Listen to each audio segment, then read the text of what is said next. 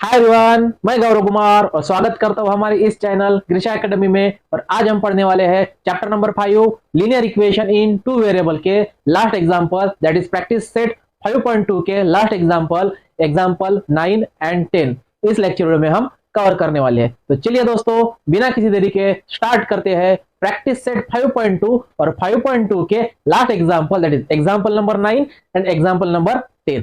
तो चलिए स्टार्ट करते हैं। तो देखिए बच्चों, यहाँ पे divide a rope of length 560 centimetre into two parts such that twice the length of smaller part is equal to 1/3 of the larger part, then find the length of larger part. मतलब यहाँ पे एक string है, एक रोप है, ठीक है। रोप यानी रस्सी। मान लीजिए ये आपके पास रोप है जिसे हम कहते हैं रस्सी। तो वो जो रिंग है, वो जो रोप है, वो जो स्ट्रिंग है, उसके वो जो टोटल उसकी लेंथ है, टोटल लेंथ है उसकी 560 सेंटीमीटर।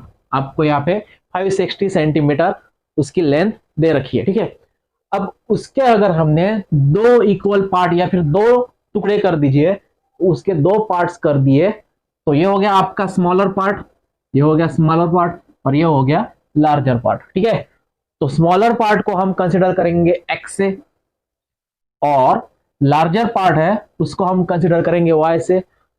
इनकी दोनों की एडिशन अगर हमने की तो वो आपको मिलेगी 560। इसका मतलब ये होता है कि x plus y is equal to 560।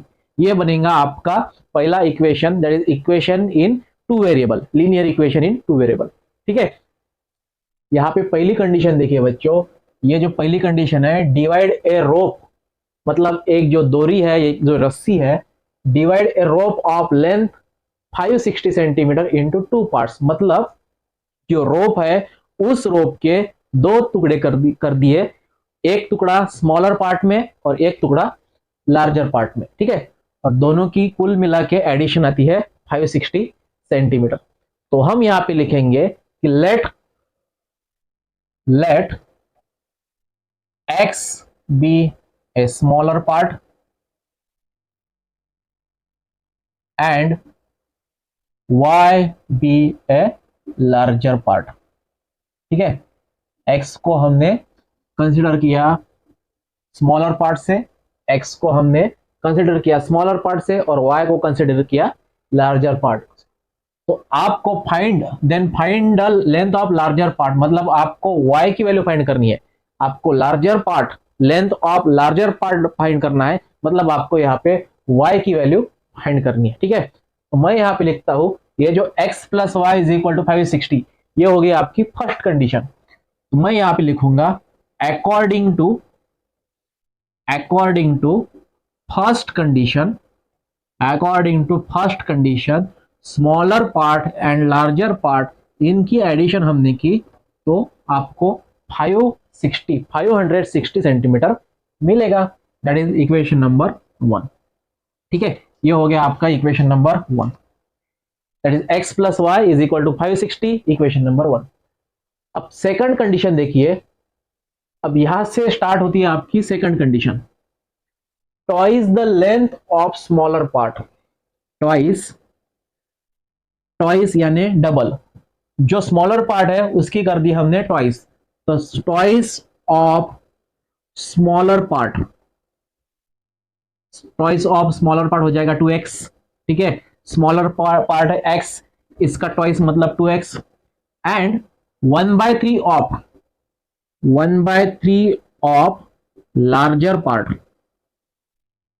1/3 of का मीनिंग होता है मल्टीप्लीकेशन, तो 1/3 of larger part, that is larger part है आपका y, तो 1/3 into y, that is 1/3y, that is y/3, ठीक है। 1/3 into y, that is y/3।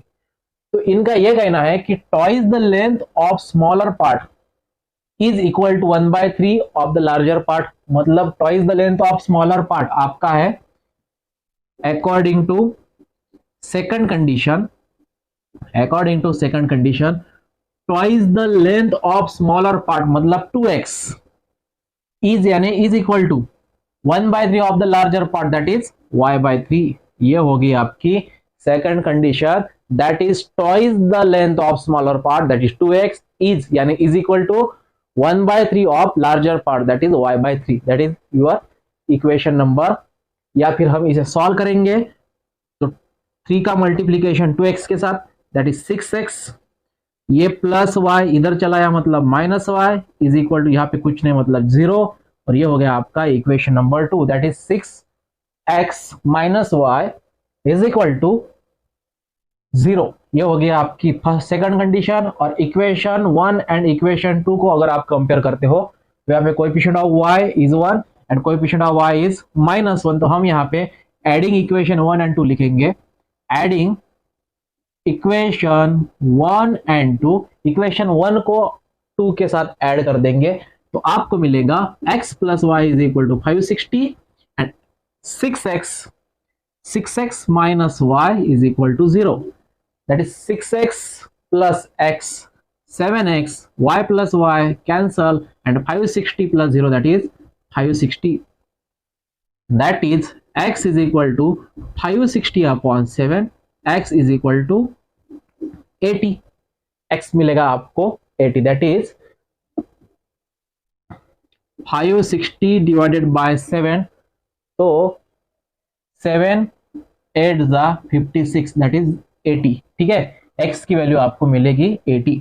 अब ये x की वैल्यू अगर आप कोई भी मतलब दो में से कोई भी एक इक्वेशन में अगर सब्स्टिट्यूट करते हो, अगर मैंने put x is equal to 80 in equation 1 लिखा तो इक्वेशन 1 बन जाएगा दैट इज x की value 80, 80 plus y, 80 plus y is equal to 560, that is y is equal to 560 minus 80। ठीक है, ये प्लस 80 उधर चलाया मतलब minus 80 and y is equal to 480, 560 minus 80 that is 480 centimetre.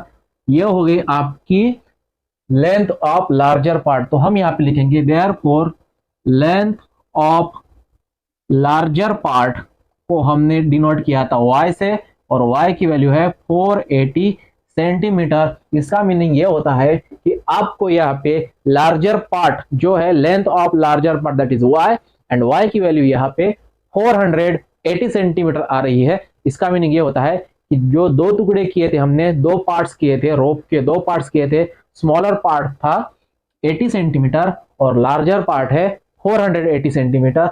मतलब आपको यहाँ पे लार्जर फाइंड करना था, लार्जर पार्ट फाइंड करना था, तो आपने यहाँ पे लार्जर पार्ट फाइंड किया है। ये था आपका एग्जाम्पल नंबर 9। चलिए देखते हैं लास्ट एग्जाम्पल।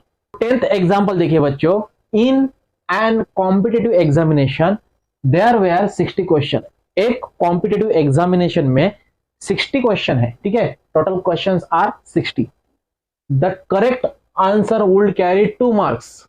अगर क्वेश्चन अगर 60 क्वेश्चन है, 60 क्वेश्चन में से करेक्ट आंसर अगर आता है तो 2 मार्क्स मिलेंगे, एंड अगर रॉन्ग क्वेश्चन आता है, रॉन्ग मतलब क्वेश्चन अगर आंसर अगर रॉन्ग आता है तो 1 मार्क्स डिडक्ट होगा। ठीक है, Yashwant had attempt all questions. Yashwant ने सभी क्वेश्चन सॉल्व किए एंड गॉट टोटल 90 मार्क्स। उसे 90 मार्क्स मिले।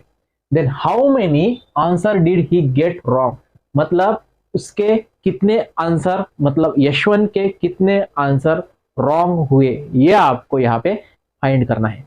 देखिए बच्चों, वेरी सिंपल एग्जांपल है, वेरी सिंपल सवाल है।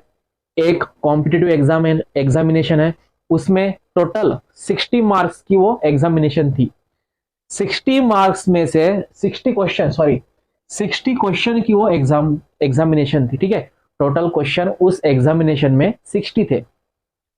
अगर 60 में से कोई भी 60 क्वेश्चन में से कोई भी आंसर सही आता है तो क्वेश्चन के जो डबल मार्क्स मिलेंगे, दैट इज एक क्वेश्चन के 2 मार्क्स मिलेंगे, और क्वेश्चन अगर रॉन्ग आता है तो उसी क्वेश्चन का 1 मार्क क्या होगा, डिडक्ट होगा। तो यशवंत ने टोटल मार्क्स, मतलब अगर 60 मार्क्स है, 60 क्वेश्चन है, 60 क्वेश्चन है, तो सभी 60 के 60 क्वेश्चन अगर राइट आते हैं तो टोटल मिलेंगे 120 मार्क्स। ठीक है, बिकॉज 2 मार्क का एक क्वेश्चन है। तो 60 क्वेश्चन के 2 मार्क्स के हिसाब से 120 मार्क मतलब आउट ऑफ मार्क मिलेंगे। मतलब ये पेपर जो है, ये जो एग्जामिनेशन है, ये 120 मार्क्स की है। तो 120 मार्क्स में से यशवंत को 90 मार्क्स मिले। यशवंत को कितने मार्क्स मिले? 90 मार्क्स। ठीक है, तो मैं यहां पे लिखता हूं, अब देखिए एग्जामिनेशन के क्वेश्चन है 60 मार्क्स, तो सही एंड गलत दोनों को मिला के ये क्या है? 60 क्वेश्चन है। ठीक है, तो मैं यहां पे लिखूंगा, यहां पे आपको लिखना है suppose Yashwant got x correct answer and y wrong answer. मैं यहां पे लिखता हूं suppose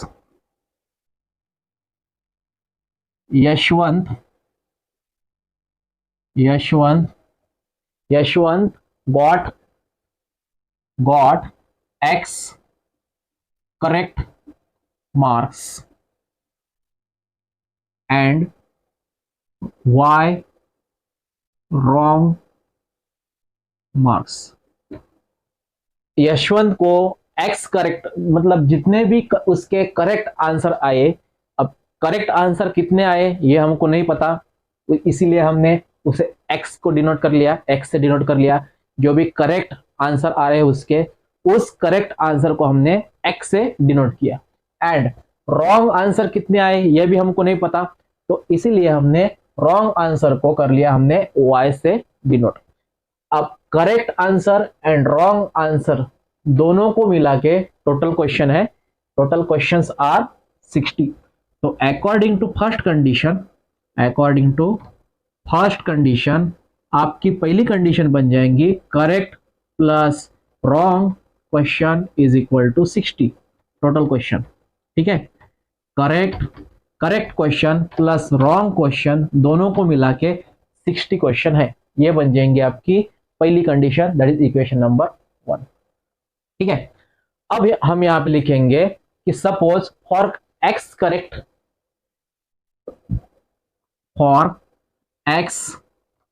correct question he got 2x।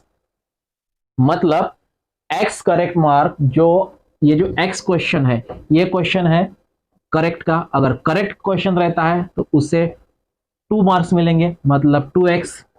And y wrong question, अगर क्वेश्चन अगर y रहा मतलब इनकरेक्ट रहा, तो इनकरेक्ट अगर रहता है तो उसके 1 मार्क्स डिडक्ट हो जाएंगे, मतलब माइनस हो जाएंगे। तो हम यहां पे लिखेंगे -1 into y, that is -y। ठीक है, ध्यान दीजिए बच्चों, अगर क्वेश्चन आपका करेक्ट क्वेश्चन आपने डिनोट कर लिया x से, और करेक्ट अगर क्वेश्चन रहता है तो उसके डबल हो जाएंगे, मतलब करेक्ट क्वेश्चन के 2 मार्क्स, एक क्वेश्चन के 2 मार्क्स, मतलब जितने भी करेक्ट क्वेश्चन है उसको 2 से मल्टीप्लाई हमने किया तो 2x बनेगा। और रॉन्ग क्वेश्चन अगर रहता है तो रॉन्ग क्वेश्चन के -1 हो जाएंगे मार्क्स, तो -1 into wrong question that is -y। और Yashwant got 90 marks, total marks कितने मिले उसे?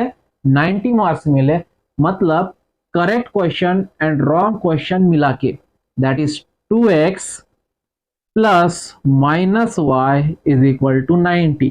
Correct answer plus wrong answer मिला के उसे मिले total marks 90, that is 2x plus -y that is -y, 2x minus y is equal to 90, equation number 2। ये बन जाएगा आपका इक्वेशन नंबर। ठीक है, अब इक्वेशन 1 है आपके पास, इक्वेशन 1 एंड इक्वेशन 2 को हम सॉल्व करेंगे। तो इक्वेशन 1 एंड 2 सॉल्व करने के बाद आपको यहाँ पे करना होगा adding equation 1 and 2, adding equation 1 and 2, तो आपको मिलना है x plus y is equal to 60 and 2x minus y is equal to 90, addition that is x plus 2x that is 3x and y cancel, that is 90 plus 60 150, x is equal to 150 upon 3 that is 50। मतलब यहाँ पे x की value 50 आ गई है। आपको put x is equal to 50 in equation 1 करना है, तो इक्वेशन 1 बन जाएगा आपका 50 plus y is equal to 60. That is y is equal to 60 minus 50. That is y is equal to 10. Y is equal to 10. That is, then how many answer did he get wrong? तो उसके जो answer है, उसने जो 10 question यहाँ पे wrong लिखे हैं।